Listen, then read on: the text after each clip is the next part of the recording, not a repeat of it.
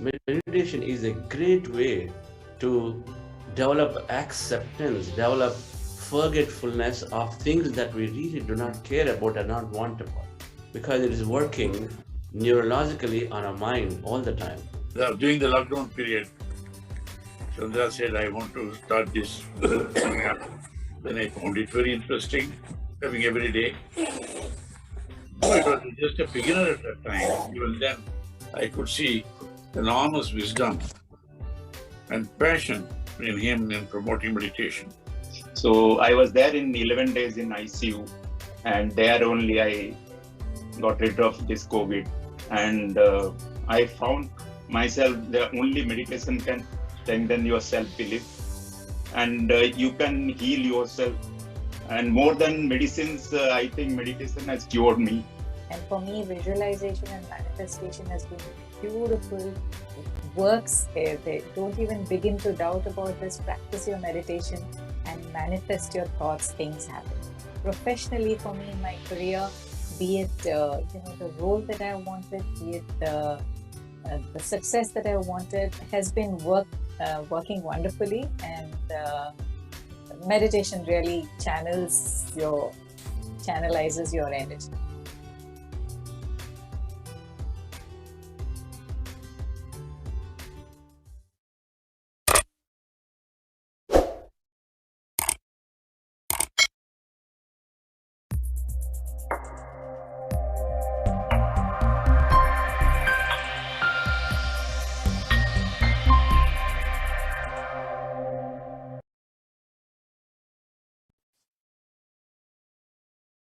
Happy morning, dear friends and masters. A great afternoon and a wonderful evening.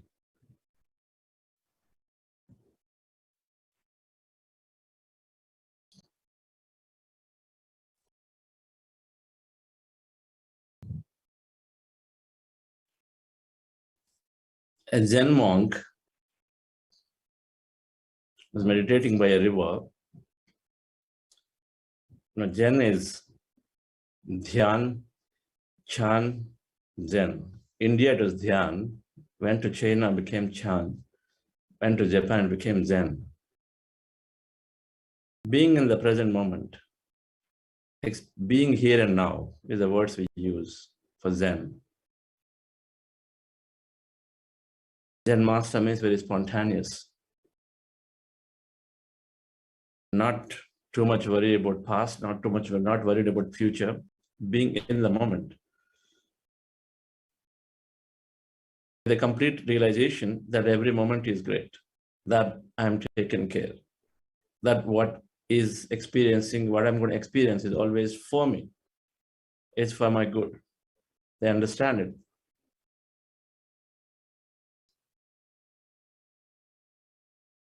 The Zen master was meditating, and so someone comes to him and wakes him up a little bit, disturbs his meditation, and says, "Dear master, I would like to become your disciple. I want to learn from you. I want to realize God. I want to realize God. I want to learn from you." This master, immediately he gets up, grabs him by his shoulder, and then takes him to the water, puts his head underwater, and holds him like that tight for a minute. And you know what happens when you do that. And then after a minute, he pulls his head out from the water and says, "What are you thinking when you're there underwater?" I asked him, "What are you thinking there?" "Oh, I was thinking how to breathe, how to get that breath again, that air again." I asked him, "Okay, now you go back. Come back to me when you start valuing and looking after that air. When you value that air, you have so much awareness about the same air. As much as you want to know God, come back to me."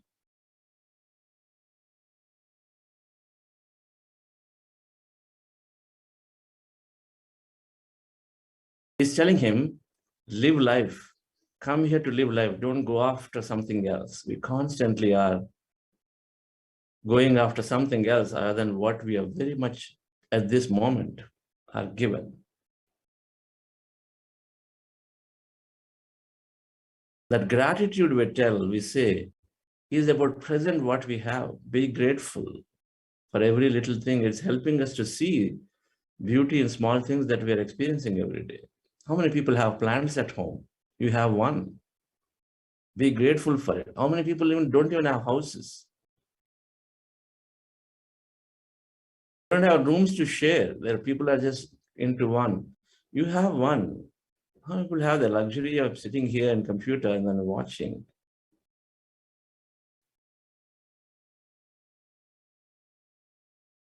Experiencing life. The Zen Master is saying, experience your life. Be aware of everything around you.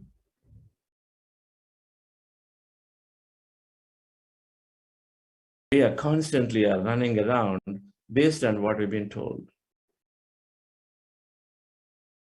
We are constantly living our life for somebody else's sake, constantly, what others think of me. Doesn't matter what I think of myself, because that is now, it's completely forgotten. It's always about others. It's always about what they've got, so I must got. What they are telling me about me, so I must be differently be there, so that they tell different things about me. And so we forget about ourselves, our life completely, and then we are constantly about somebody else. We have to learn, read life. Knowledge is precursor to experience. Every one of us thinks that, yes, I know how to visualize. Yes, I know how to dream. When you ask questions, we don't even know exactly what we are doing. Particularly here in Indian culture, we feel like we never say no to anything. It's like we know everything, particularly about life, we know everything. Until the time I read this book. This, you can't see this is in white color, but for a moment assume that you're reading this book called Conversation with God, an Uncommon Dialogue by Neil Donald Walsh. There's 3-part series, becomes one big book. Until I read this book, it liberated me from the bindings of these relationships, which told that all relationships exist as tools for us to learn and grow, to realize our greatness. All relationships, no exceptions, all. Forget about whether I designed my life, I came with my this life, that life, I'm my own creator, all that we understand later. That's how we design, we set up, we create an environment, we choose our parents, we choose our people and friends and everybody. And so we come here, but that's a different level of understanding. But just taking a statement, all relationships exist for us to experience life more, to learn more about ourselves. That is about it. You are as great as everybody else, and then every relationship exists for you to learn more and grow more from it. Not to get attached, not to get stuck here with that relationship thinking that this is it, because culturally, religiously, and then many ways, we've been just bombarded with many things. People don't like each other at all, but then that culture, that ego, that society, name, fame, everything is there, so we just have to get stuck there forever. Stuck.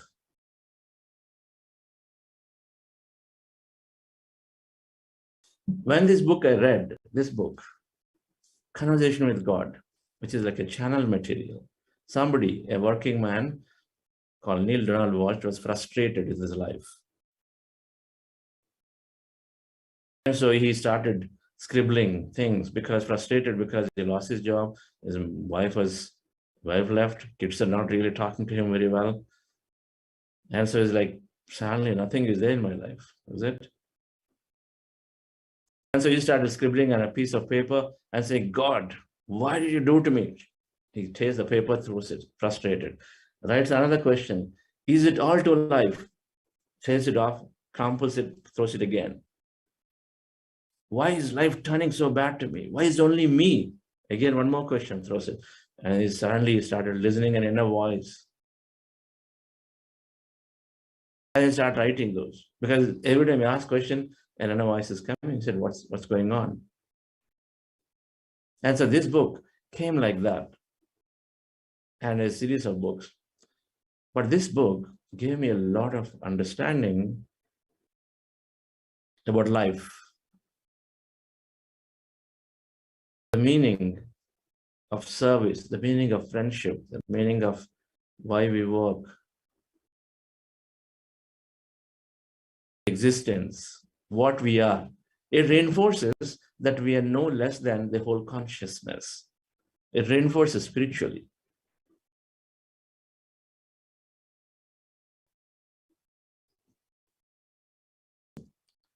This book called Become Supernatural, it means that Become Supernatural by Dr. Joe Dispenza. Right?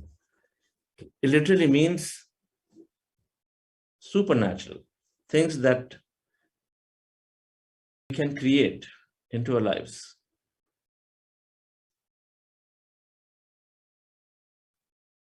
For me, for someone who's gotten to do opportunity to work with a project called Pyramid Valley, with zero money, with hardly a handful of supporters in Bangalore, when Patriji initiated this project in the year 2003, today for what it is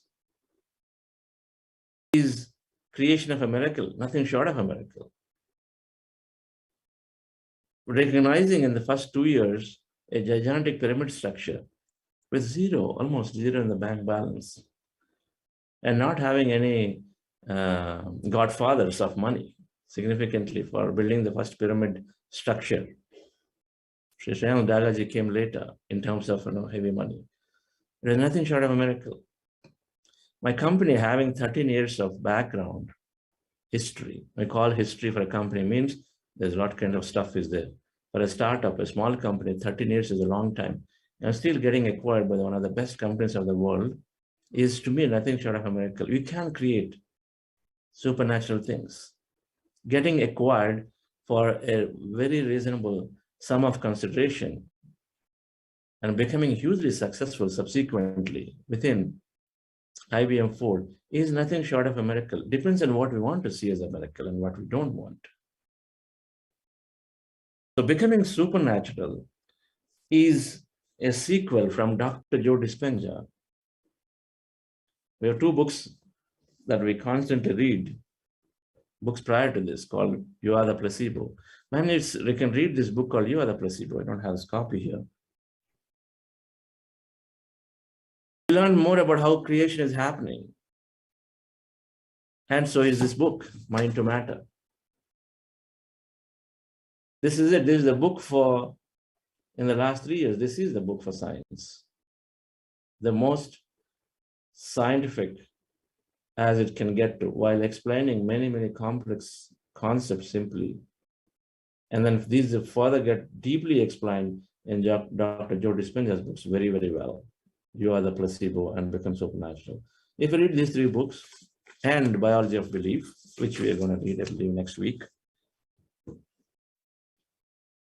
understand scientifically everything about life, how it's getting created, how it's getting sustained, how it gets withdrawn scientifically. Srishti, Sthiti, Laya.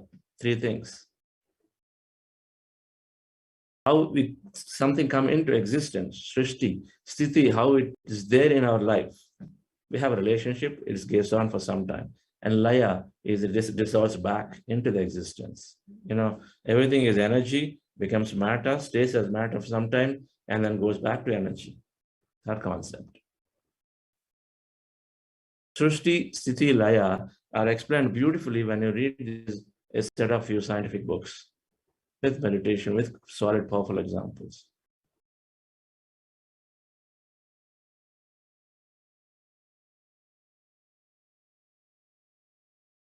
What's the point? Is to read. life is, there is so much to read. 90% of spirituality is about living this life.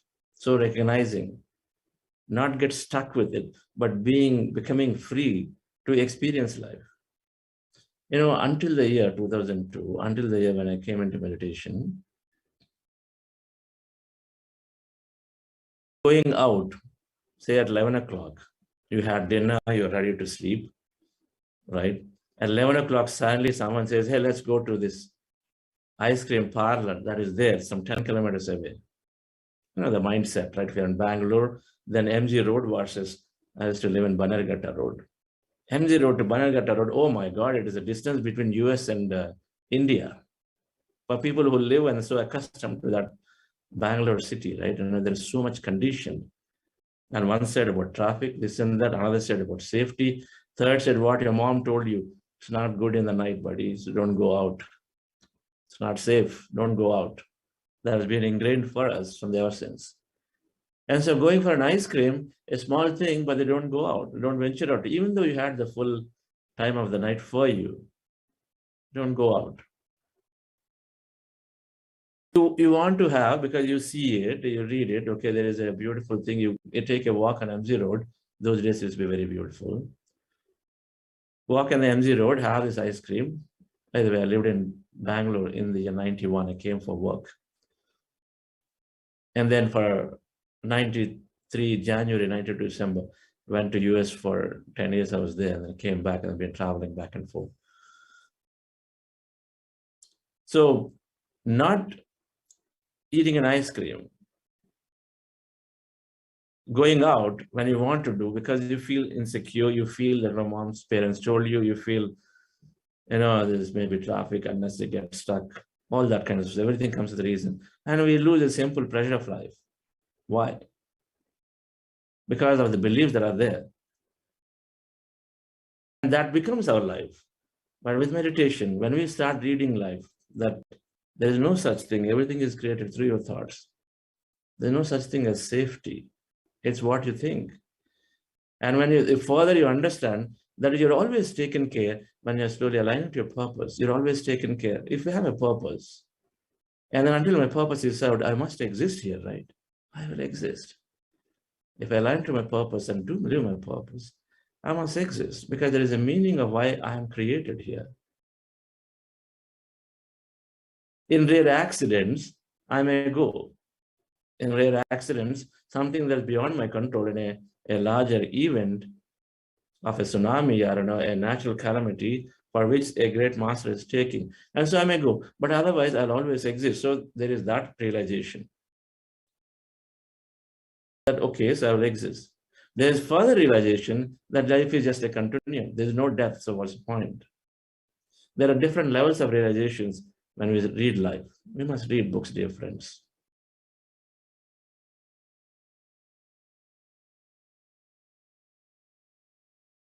Knowledge, meditation to knowledge to enlightenment. Meditation to knowledge, wisdom to enlightenment.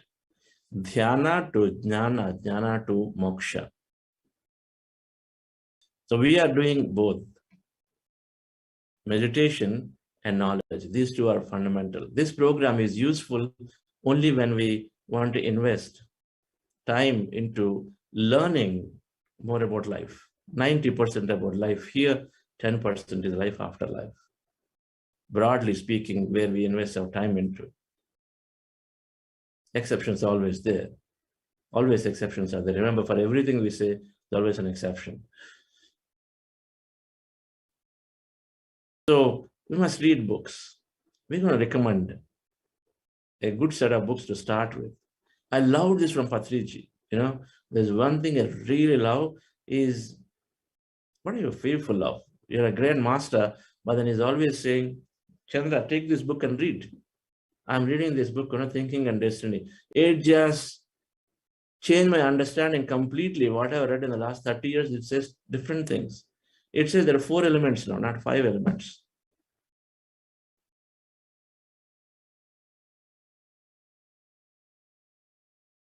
Four elements, not 5 elements. Harold Percival does not think skin is another element. spurs, the touch. But he has a point. He's written after 40 years of study, and then he written a book. It took 40 years for him to write that book. I've not read it fully, but whatever I read in that is just thought-provoking, mind-boggling. So Patriji, the greatest thing that I've learned, I really liked, is introducing this infinity of knowledge. He defined enlightenment is to recognize that there's infinity to learn and infinity to experience. So don't get stuck with one school of thought. We keep reading, and our meditation will help us to develop our discrimination to pick what is relevant, right for me at this moment and now. If I don't resonate with my heart of certain things, I leave them. With my heart, not with the mind. We have a subconscious deprogramming that Lord Venkateshwara is the greatest. And then I say that you are Lord Venkateshwara. I cannot accept it. So then we get disturbed with a personal belief. When we get disturbed with personal belief, we go away. Whatever that disturbs us, we go away. But these are the moments where we challenge ourselves. Go beyond. Our analytical mind does not let us learn many things too quickly because it is like a wheel, it's like a mask. Yesterday in the picture, we showed conscious mind, analytical mind like a barrier, subconscious mind. The subconscious mind has all the recordings of the past, long, deeper experiences, meaning anything that's repeated quite a few times or anything that's traumatically, intensely experienced. Like, you are on the peak of on a Himalayan mountain, and then you just experience so much like awe that is deeply recorded, so you'll never forget in your life, right? Or some gruesome accident or something that you saw, you'll never forget. And those are like deeper feeling-based experiences is one, or anything that we read, anything we experience, little things every day. You get salty food every day. After 5 days, you say, okay, this person only cooks salty food. Andhra is only spicy food. Oh, Andhra food is only spicy. Natural generalization. We would have gone 4 times beyond a border and then experienced it, but it's concluded. But we form a belief, we make a judgment, we come to a conclusion pretty quickly because it repeats, right? Our whole education has been based on past anyway, past-based action. Recognizing that at the moment, I might have very tasty food, nothing to do with spice at all. But what we expect is what we create. So we must read the books to learn. So I was talking about subconscious, conscious, subconscious, analytical mind. So the analytical mind in the middle as a wheel, as a mask, is always discriminating quickly. When I say we're all consciousness, so we're all the same, no reason, Aham Brahmasmi Tatvamasi, Sarvam Kalvidam Brahma, I am Atma Brahma. But these are all various statements from Vedas. Now, they didn't exist for nothing. What is Aham Brahmasmi? What is Tatvamasi? You are that, I am that. And so then, won't I be that? If Lord Venkateshwara is Brahma, that consciousness, I am that. We experience that every day in meditation. Every day we experience in meditation. That's where we're going. But then in the process, we first thing and foremost thing is we learn. The more we understand that, the more we start recognizing we are here to experience this life greatly. Increase your passion for life, friends. Go and have that little ice cream in the night. Don't worry about it. We'll be taken care. Small pleasure to big pleasures, we do this. We no longer put a lot of restrictions around us. So the analytical mind is constantly discriminating pretty quickly and saying, how can I be God? I've been told my religion, my culture, the people, the priests there, my parents, always in the whole life, the only thing ready is to prostrate before this picture in the room. Every time they saw it. So how can I be that? I've always been told that I'm lesser, and I go to the God to pray to get that. And then I'm never be that. I can never be that. And then the more deeper it disturbs, people walk away from it. We do a lot of movements for taking care of trees. But how many people are thinking about animals? That they have the same life. And so don't cut and kill them. Don't eat them. When we tell, it disturbs something deep. A personal belief that is deeply there disturbs us, and so we stay away from it. Meaning, oh, these guys are talking about vegetarianism, let me go away, it's not for me. Because whatever we strongly believe is what we want to have more. And so we don't want to get disturbed of our personal beliefs or go away. It takes some time. It's a process of life. Nobody's wrong, everybody's right. But the point is, coming back, dear friends, we must read books, and that the analytical mind is subdued in meditation. The more we meditate regularly, that analytical mind is trying to generally immediately discriminate and say, no, this is not right. He's saying thoughts create reality. How can I invite a trouble from a manager? Is it possible? Manager comes and tomorrow shouts at me, and then I say, I created it. What are you talking about? So we do not want to entertain a very thought at all, because we're already so much against a manager at work, so much against manager. And I say, you create your reality, and people like, this is not the person I need to go for my advice. Because it doesn't allow. It discriminates too quickly, and the meditation subdues it, makes that wheel thinner and thinner and thinner.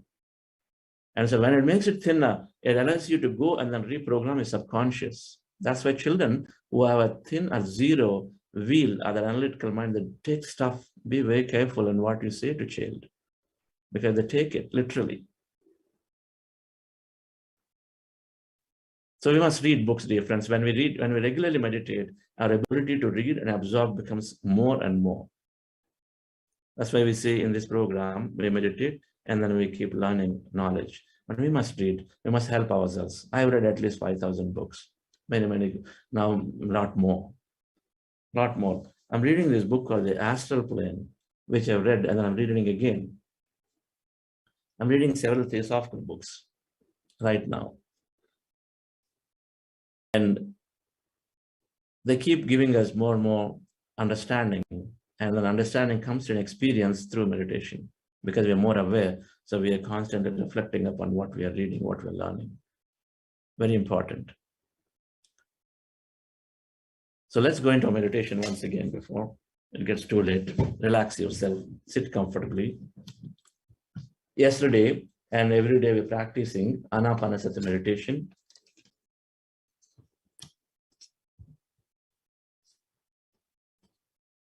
The process of meditation is simple. With your eyes closed, specs removed, fingers interfering, hands in your lap comfortably, cross your feet as you see in the picture, observe your breath. Breathe in and breathe out that you are there. You just observe it. You don't do any special breathing. Just observe what is going in. Air goes in, comes out. Observe that breath. Where? Anywhere on the nose. Take any point, preferably in the middle of the eyebrows right here, preferably. And then anywhere, and then see that breath is going in and coming out. I want you to observe in the nose area where the breath is going in and coming out. Natural breath. Don't forcefully change the breath. When I observe the breath, your mind becomes empty. Our goal is to empty the mind. We want to empty the mind. And when I observe the breath, mind becomes empty. As you observe, slowly the thoughts in the mind start coming down. And then as your mind becomes empty, you experience greater energy. And then you may have sensations. Just be a witness to them. Any sensation, be a witness. Observe it, witness. If you have thoughts, attention back to the breath again. If you're thinking and you know that you're thinking, attention back to the breath again. So closing eyes, observing the breath, and slowly mind becomes empty. Our goal of meditation, friends, is to be in that empty state of mind for as long as we can. So I'm going to play music and guide. Now, before we go into this meditation, we are doing something called heart elevation process to cool ourselves, to get into an elevated mood, and then slow our brain down to go deeper states. And this process is simple. Just follow my guidance actively. Relax yourself, sit comfortably.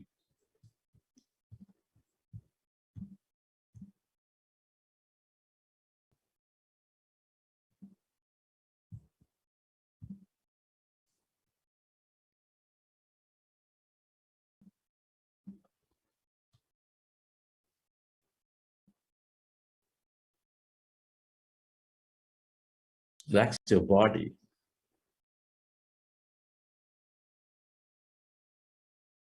Feel your body.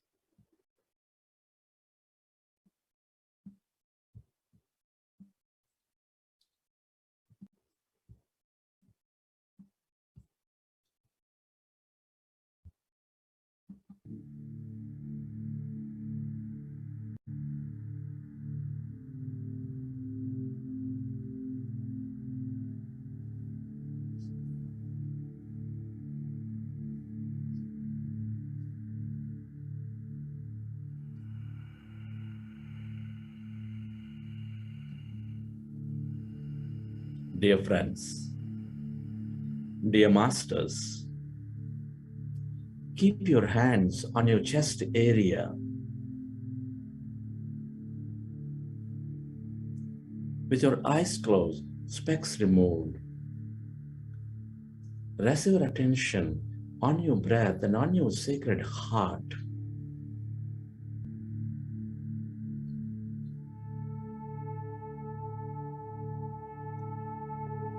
Take a slow, long, relaxing breath, and can you feel your beautiful heart?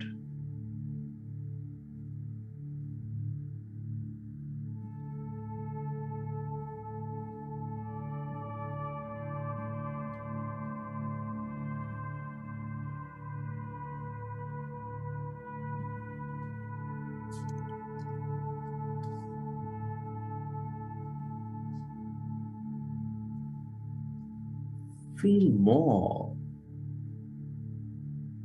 of your heart center, the beat, the rhythm of your sacred heart, which is helping us experience our life more, whether it's love, joy, gratitude, compassion.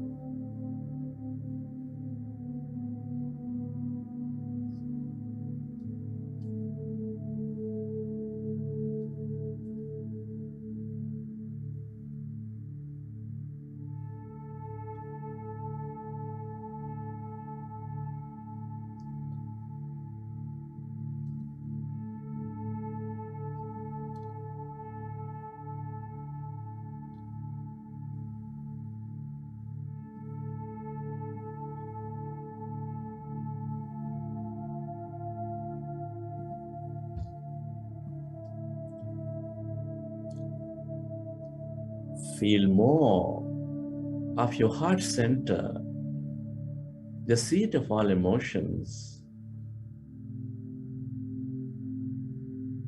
which is expanding all life, which is nurturing all life, which is making us become one with it.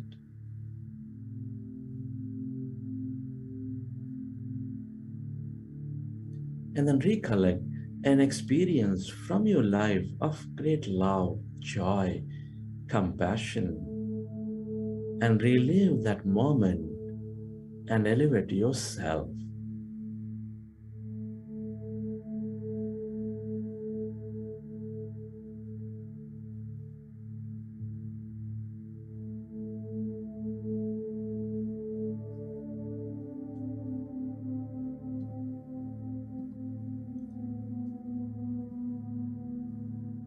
Relive that moment of love, of joy, and feel that energy inside your beautiful heart.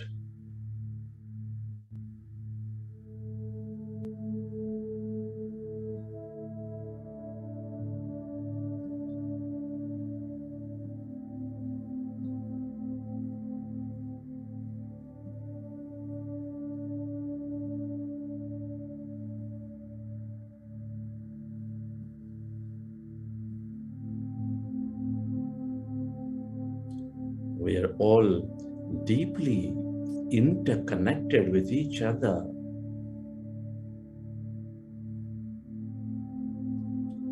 Love is the way. Gratitude, kindness, compassion are all the ways to become one. To become coherent with all things and everybody.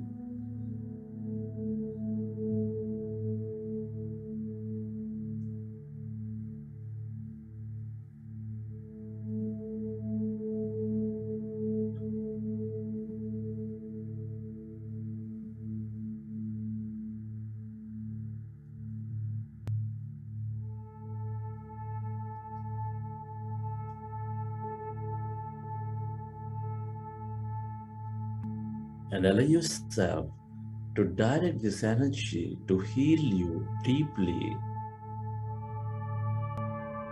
Where your attention goes, there the energy flows.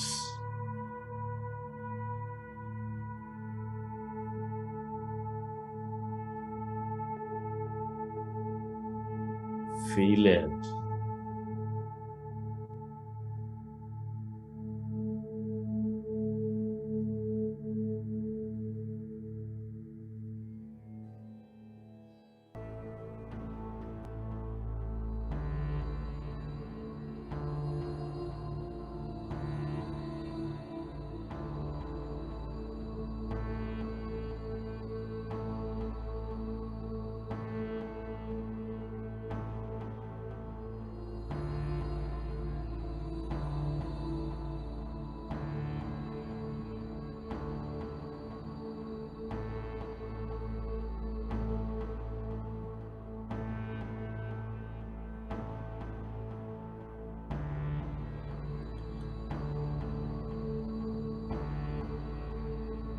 Allow yourself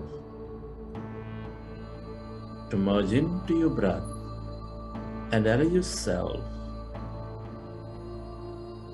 to become totally empty of all thoughts.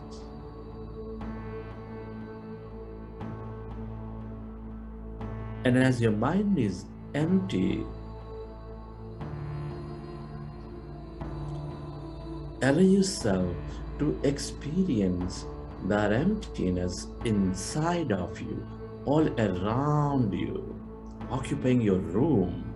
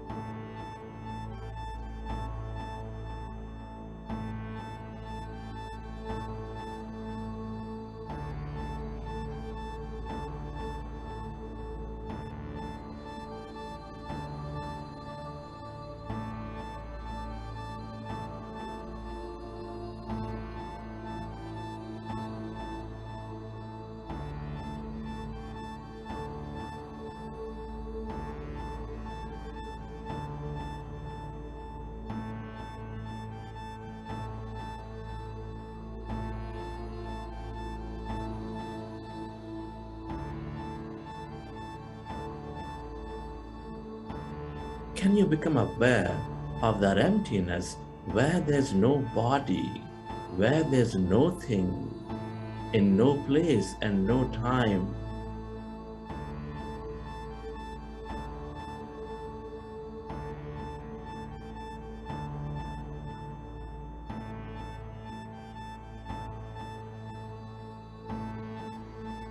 Become aware of that emptiness stretching far and wide beyond your body, beyond your room, into the edges of this universe.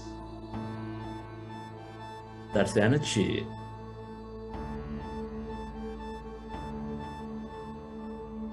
All emptiness is energy, is the quantum energy field of unlimited possibilities.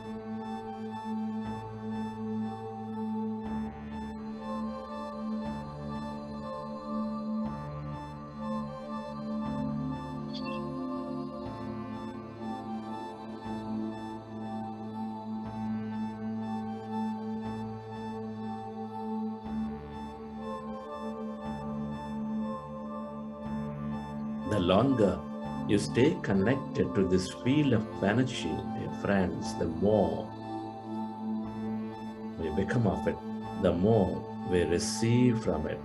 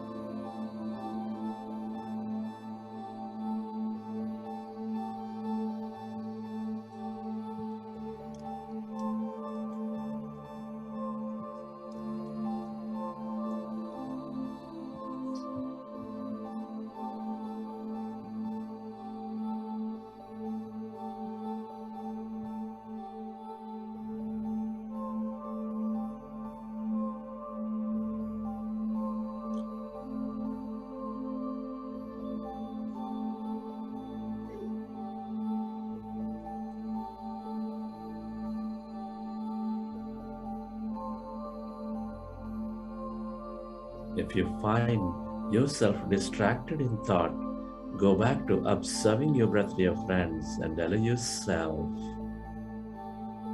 to find that emptiness all around.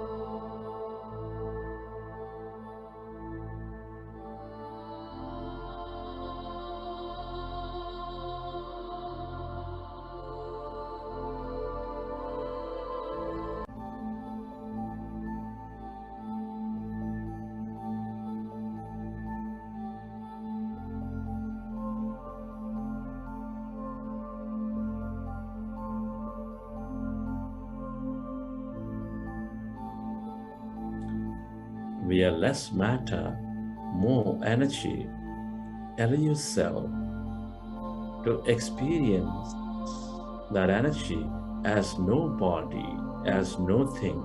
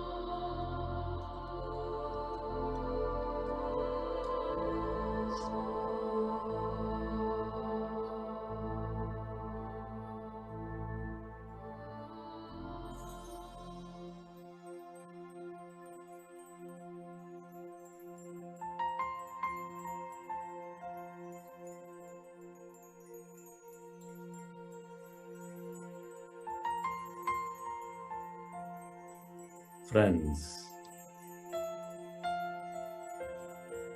let's express gratitude to all things and everybody.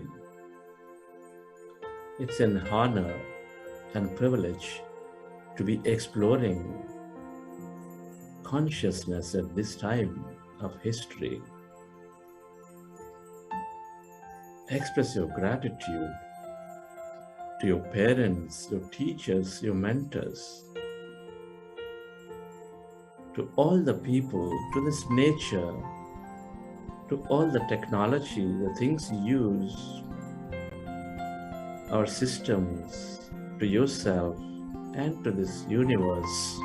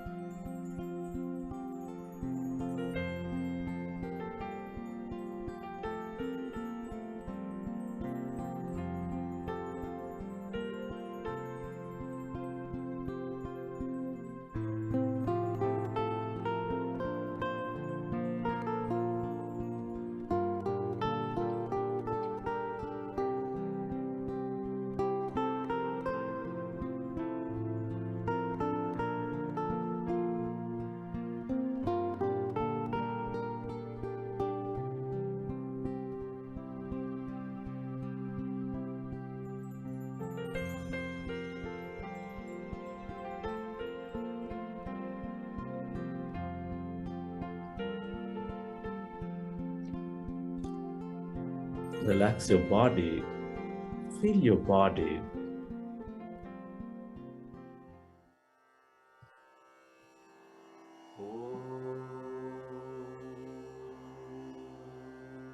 Sarve bhavantu sukhinah, sarve santu niramayah, sarve bhadrani pashyantu, ma kaschit dukkha bhavet.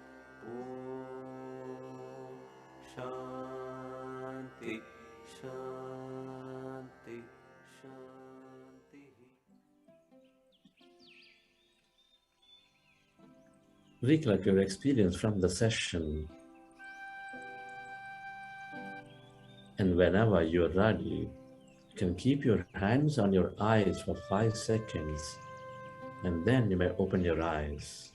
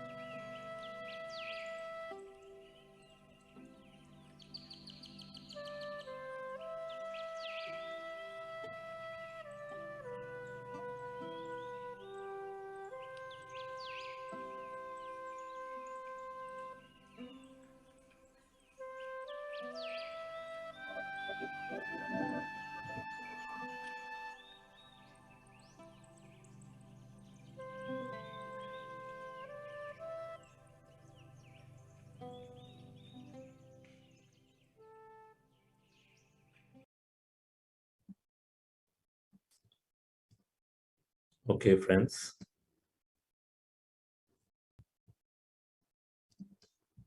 Hope you enjoyed the session.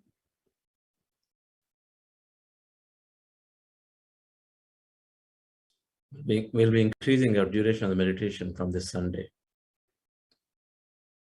Sundays we do longer meditations. And from next week, we will be having a little longer. Trying to keep it under 40 minutes this week for many of the beginners out there.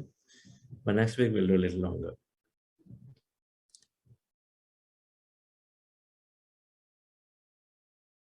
Yes, Namita Madam. So today, Thursdays, we are doing something called breakout rooms. So we'll go into these breakout rooms, meaning smaller Zoom rooms. And being the first week, so you may have a lot of questions around the process of meditation. How do I'm not able to observe the breath. Where do I observe the breath? What happens? The thoughts are coming. Many, many questions will be there. So the facilitators are there, and then interact with them. So this meeting will get divided into 6 more rooms where the facilitators will be there. And you can interact with the facilitator. You may not be in the same WhatsApp group as the room that is named, because it's assigned a little differently. And so you may have a facilitator in the WhatsApp group. If it's Karthika Madam is talking to you, but here you may be now talking to Venu. Like that's a facilitator may be different, but you have someone there to talk to you. So do express. You heard Patriji, so do express your experience of meditation and ask questions. Before that, Rathanvel, are you there? Just listening to this important announcement / the certification process and then assessments that we're doing. Yes, Rathanvel. Okay. Very good morning, good evening, good afternoon, everyone. Am I able to hear, sir? Yes. Okay, all right. I hope everyone had a wonderful meditation. And yes, and if you see at my background, like this is these 2 results, that is 90% of the participants have become more positive after attending this program, which means, so out of the participants totally attend, so 90% is they are able to do the self-assessment and they are able to see themselves as very positive after this program. That is really very much insightful. In addition to that, 85% of the people felt that their productive level is actually increased. So that is really very wonderful, because this program is actually helps in every aspect of your life, be it at work, personally, and everywhere. So friends,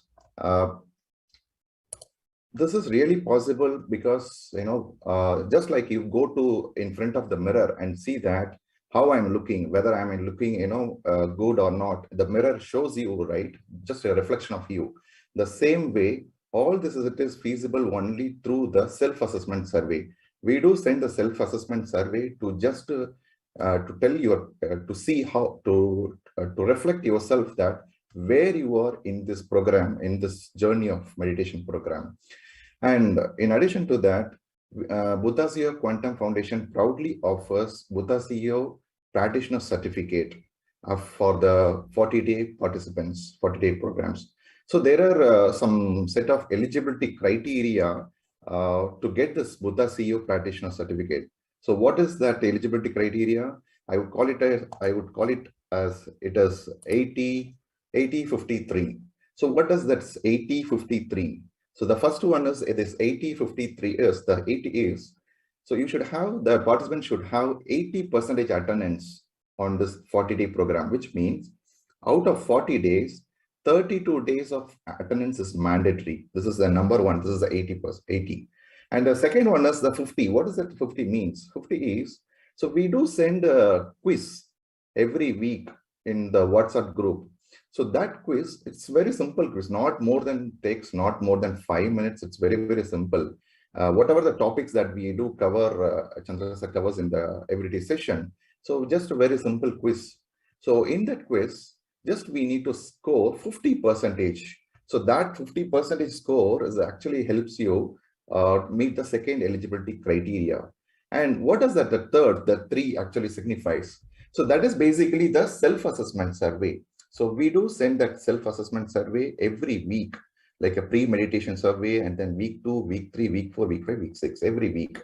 And these surveys will help you. Don't send every week. We only send 3. Awesome. Yeah, week 3 weeks. And week 6. So these 3-week survey will help you. If you complete these, just respond to these survey, then will help you to identify, will make you the eligibility criteria complete. So the first one is attendance. The second one is the weekly quiz, 50%. Third is the 3 meditation self-assessment survey. And okay, I have completed, I made a 80% attendance and 50% scored. And I responded to the 3 self-assessment survey. When I can get that certificate? Yes, participants will get the certificates within the 4 weeks after completing this program into your mail ID, whichever you have registered. Okay, and if you have any questions or challenges in the certification, and please feel free to reach the Buddha CEO Quantum helpline number, and which is shared to everyone. And this Buddha CEO Practitioner Certificate is highly regarded, valued in all the corporates. It helps you in your work and career aspect as well. And with that, thank you so much for listening to this details, and wish you have a very wonderful meditation journey. Thank you. Thank you, Ratnavel. Wonderful. So I want to call out that self-assessment surveys for our reflection. Whether I want to practice a certificate or not, self-assessment survey, we are asking everybody to go through the reflection once again, even if you have been a senior practitioner in the past. The first week survey is telling you a baseline, where you are today. A baseline about your thoughts, baseline about your productivity, about your health and all of that. The first survey is giving a baseline. And so that the second one you do at the end of 3 weeks and the third one you do at the end of 6 weeks will help you say you're getting better in many, many dimensions. So this is for everybody, and we always request and to participate in this. No matter whether you want certificate or not, please, please, please join that. Now, certificate, I understand some want it, some don't care about it, that's fine, right? So there is a question in the self-assessment survey, the first one that you take. In that, there is a question that says, do you want certificate? And so please tick that if you want certificate. And to you, then the weekly quizzes are sent. So everybody need not take the quizzes. You only do the self-assessment survey 3 times. And those who want certificate, who select their option in the assessment survey 1, saying that I'm interested in certificate process, then a team connects with you and they're continuously sending you quizzes and then doing the rest of the process of the certification, right? It's not that difficult. So let's just fill up the survey and then connect with the facilitator. They'll explain back again. Thank you, friends. So we'll be going into breakout rooms now. We have time, about 20 minutes for our closure of the session. And then the breakout room, the facilitators are always available for longer. They're available for at least up to another half an hour more in case you want to ask questions. And they are very, very eager to meet you and then share what they know. And then definitely they've trained themselves quite a bit about the process of meditation. So have a great sharing with them, and then we'll see you back after the sessions are over. But those of you who want to leave by 7:30, feel free always. The sessions are going beyond 7:30, but we bring to a logical conclusion at 7:35 so that you can exit without feeling the pressure that you're missing something, right? You don't miss anything. You plan something, so be it. And then those who have that extra time are staying back to, so no more. That's all it is, right? So we'll go into the breakout room, first breakout room. Thank you. Yes, sir.